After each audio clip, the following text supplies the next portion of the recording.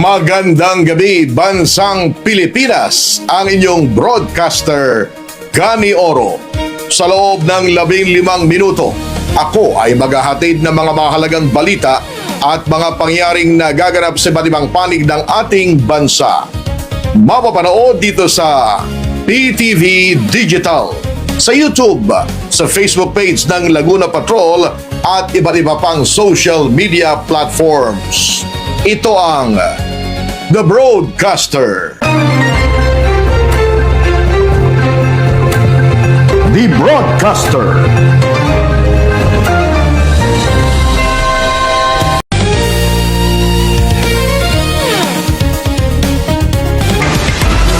At dumako naman tayo sa iba pang mga balita sa lalawigan ng Bataan at ilang bahagi ng Central Luzon. Ihahatid ng ating correspondent na si Ryan George. Ryan, come in. Patay sa pamamaril ang isang lalaking sakay ng motorsiklo kasama ang kanyang asawa na iyaatid lang sa paaralan kaninang alas 6:40 ng umaga sa harapan ng isang convenience store sa Barangay Santo Domingo, Orion, Bataan. Nang tambangan ng mga ito ng nakasakay na kotse, nagtamo ng 4 na tama ng bala sa iba't ibang parte ng katawan ang biktima. Nakilala ang biktima na si Michael Baluyot na isang senior citizen at kasulukuyang naninirahan sa Barangay Kalusungan, Orion, Bataan. Mga bata, may tumakbo doon na service ng tricycle na nag-atin ng bata. Sabi sa akin, Marshall, meron ikang na-stip dito na kwan, retinaran, na kutse. Ay sabi ko, ala ko makakapatid ko, tatawag lang kami na suko ng pulis. Ngayon, may naman nung lumapit doon, naparili ka, Marshall. 3 ata, una muna 3, sumunod may dumating na 4 ikay putok. Kaya nung tumakbo kami rito, ala na yung patay, natakbo na ng ospital, suko na lang inabutan namin dito. Ayun, tinakbo doon, ngayon binalik na doon sa Kiyambaw. Puro na dyan Kiyambaw, sa Kwanjan. Pero ang masasabi ko lang doon sa Tikakalangusan, yun lang siguro ang mapagkuhan yung kung anong pagkatao.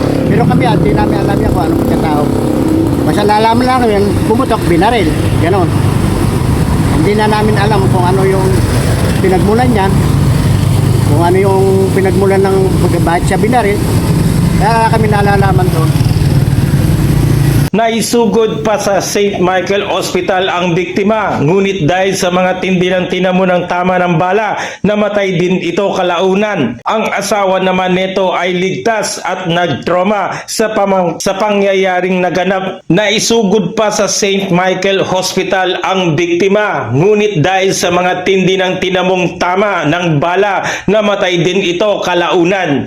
Ang asawa naman nito ay ligtas at nagkaroon ng trauma sa pangyayaring naganap na pag-alaman na ito ay kapatid ng isang doktor. Patuloy pa rin ang investigasyon ng Orion Police at SOCO at alamin kung ano ang naging motibo sa pamamaril. At yan ang balita mula rito sa Bataan. Ito si Ryan George nag-uulat para sa The Broadcaster sa PTV News para sa Boses ng Bayan.